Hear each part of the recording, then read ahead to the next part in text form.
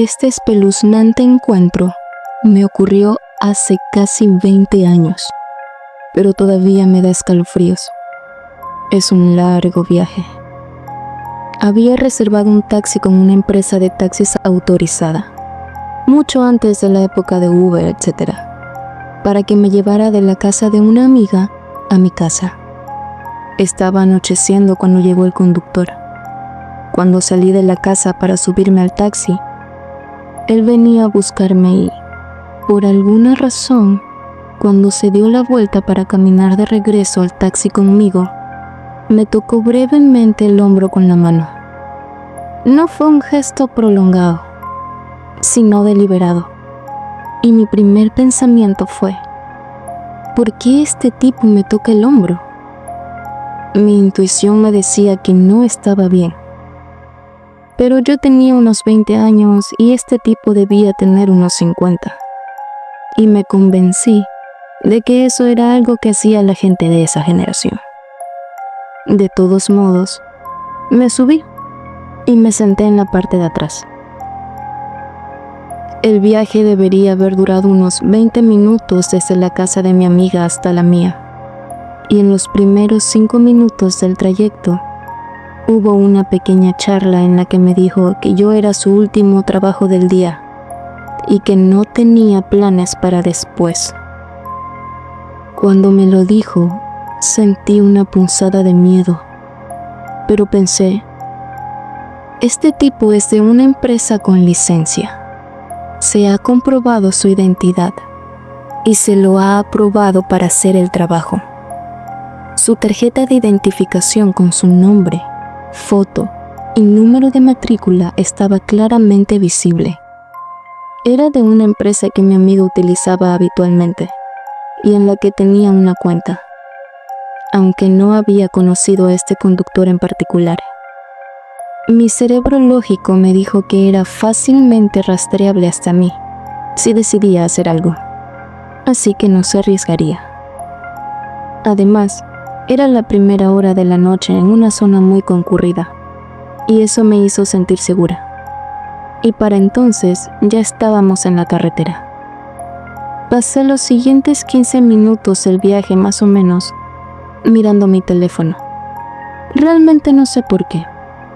Tal vez estaba tratando de distraerme porque estaba nerviosa, pero sentía que mis nervios eran irracionales. Era principios de los años 2000, por lo que el teléfono habría sido básico en comparación con los estándares actuales. Pero de seguro hubo un juego, creo que el de serpientes, o algo que me distrajo porque no miré por la ventana durante un tiempo, hasta que noté que estaba casi oscuro. Y cuando lo hice, esperaba estar muy cerca de mi casa. Para mi horror, vi que estábamos en una parte muy desierta de la ciudad que nunca había visto. Esta zona ciertamente no estaba en el camino de la casa de mi amiga a la mía.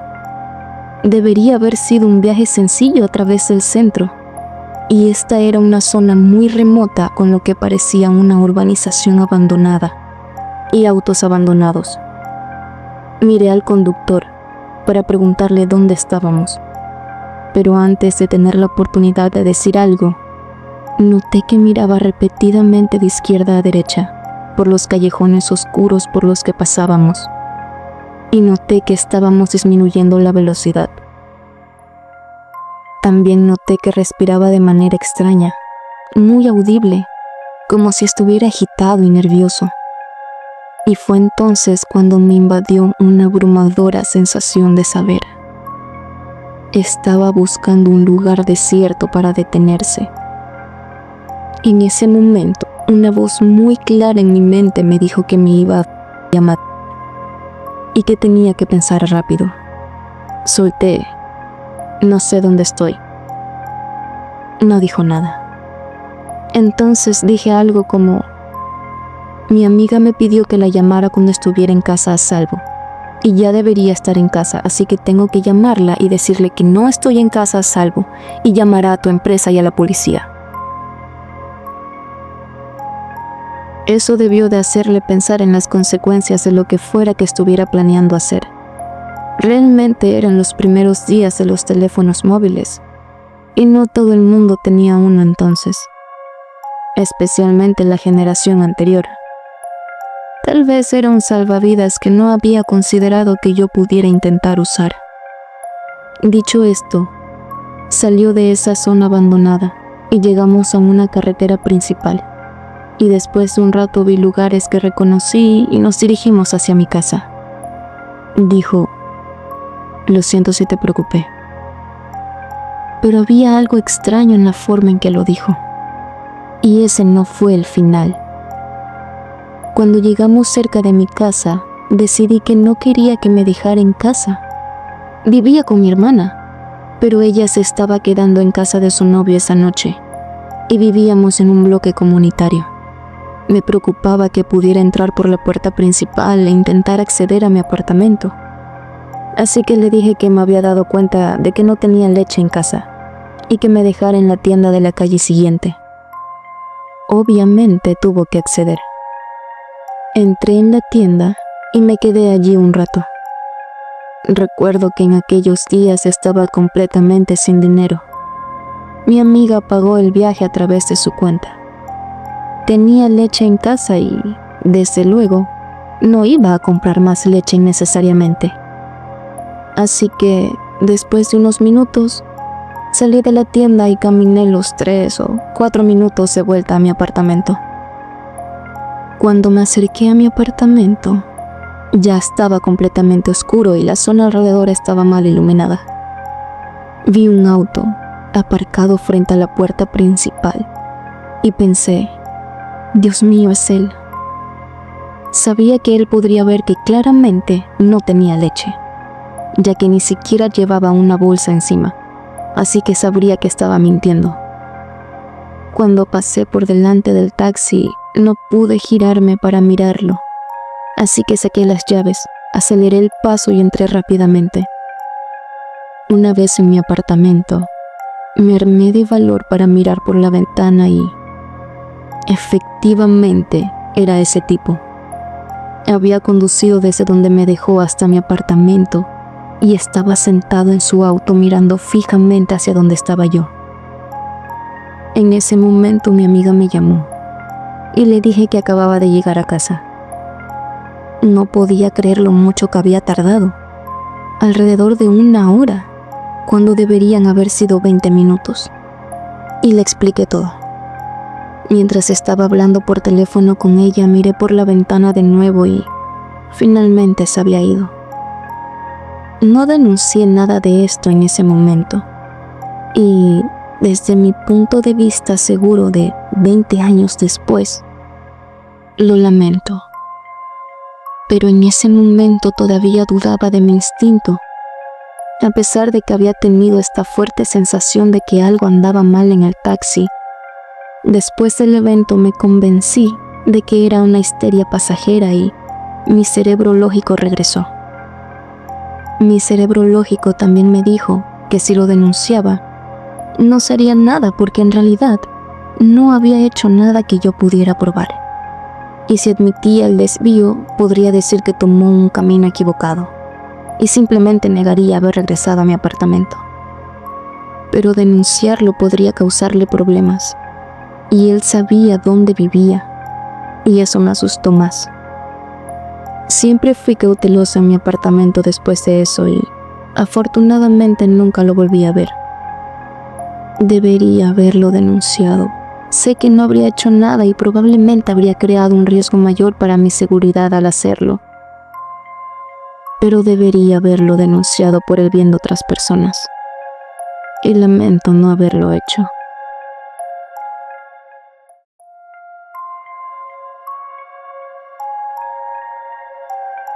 Hace unos años, mi ex y yo salimos a beber. Yo ya había tenido suficiente y decidí volver a su casa, y ella se quedó con nuestros amigos. Al final de la noche, ella y su amiga tomaron un taxi a casa, y el taxista le dijo a mi ex que era la chica más hermosa que había visto en su vida, y cosas espeluznantes en general. Dejaron primero a su amiga que vive literalmente a 2 calles de mi ex. Cuando su amiga bajó del taxi, el taxista le dijo que necesitaba cargar combustible. Mi ex protestó y dijo que estaba a solo 2 calles de distancia, pero el taxista insistió. La llevó al otro lado de la ciudad para cargar combustible. Un viaje de 45 minutos, cuando había una estación de servicio a minutos de distancia, sin mencionar que estaban a solo unas calles de distancia cuando el taxista decidió secuestrarla. Ella se estaba asustando mucho cada vez más mientras el taxista le decía lo hermosa que era y le contaba la historia de su vida. Este secuestro dura casi 2 horas e incluye un intercambio de autos con otro conductor en la estación de taxis en medio de la nada, y la presiona para que se quede con él en la casa de su amigo. Finalmente, ella logra que él acepte llevarla a su casa. Logra que se detenga en una casa al azar, no muy lejos de la de ella, y él dice: «Toma, te daré mi número. Llámame cuando entres para saber que estás a salvo». Ella lo toma y él le hace llamar para que ahora tenga el de ella. Ella camina hasta esta casa al azar y se sienta en el patio trasero y me llama. Me dice que este taxista la ha tenido como rehén durante aproximadamente 2 horas, que está muerta de miedo en un patio trasero al azar, y me da la ubicación básica, y que él no sale de la entrada. En este punto estoy completamente despierto, vistiéndome mientras corro hacia la puerta para buscarla. Doblo la esquina de la calle en la que estaba ella mientras este taxi se aleja, pero no veo la matrícula porque está demasiado lejos. Ella está hecha un completo desastre y llora lágrima viva. Cuando llegamos a casa me está contando la historia, cuando este tipo la llama. Le respondo y le digo: «¿Quién mierda es?». Silencio. Termino sentándome con ella, que llora hasta quedarse dormida, y saco el número del tipo de su lista de llamadas recientes y lo guardo en mi teléfono. Me rogó que no hiciera nada al respecto, que simplemente quería olvidarlo. Al día siguiente, estoy en el trabajo y le cuento la historia a mi jefe. Yo trabajaba en una tienda de teléfonos. Introducimos el número del tipo en la base de datos y aparecen sus datos: nombre, fecha de nacimiento, dirección, etc. A lo largo del día ideamos un plan. Activamos una tarjeta SIM con un nombre falso. La ponemos en uno de los teléfonos de la tienda y llamamos a este tipo. Le preguntamos si se acuerda de nosotros, que nos dio su número y que necesitábamos un taxi esa tarde. Le dijimos que fuera a un estacionamiento vacío cerca de nuestra tienda. Cuando llega la hora de cerrar, cerramos la tienda y mi jefe estaciona su camioneta en el estacionamiento, y yo me quedo esperando que aparezca este tipo. Finalmente llega y me subo al taxi, y él va a poner en marcha el taxímetro y le digo: «Oh no, no habrá necesidad de eso». Le pregunto si recuerda haber hablado conmigo por teléfono anoche, y su expresión cambia. Le pregunto si le gusta secuestrar chicas de 18 años y llevarlas a dar un susto de muerte. Se queda absolutamente sin palabras y no sabe qué hacer. Le exijo su teléfono y se muestra reacio, así que señalo la camioneta y le digo: «Si no me vas a dar el teléfono, los tipos de esa camioneta te obligarán». En ese momento mi jefe me ve señalándolo, así que se baja y comienza a caminar. Este tipo se cagó en los pantalones y me entrega su teléfono. También le quito la billetera y saco su licencia de conducir. Le digo que sé dónde vive y que si alguna vez vuelva a contactar a mi ex, le daré una paliza. Me quedo con su licencia, salgo del auto, estrello el teléfono contra el concreto y me llevo también la tarjeta SIM. Le digo que es para que sepa que ya no tiene su número y que tiene suerte de que no sea su cara. Mientras destrozo su teléfono, mi jefe se inclina hacia la ventanilla del lado del conductor y le grita a este tipo. Cuando termino, mi jefe y yo salimos de ahí en su camioneta. Fácilmente la situación de taxista más jodida que he escuchado y experimentado.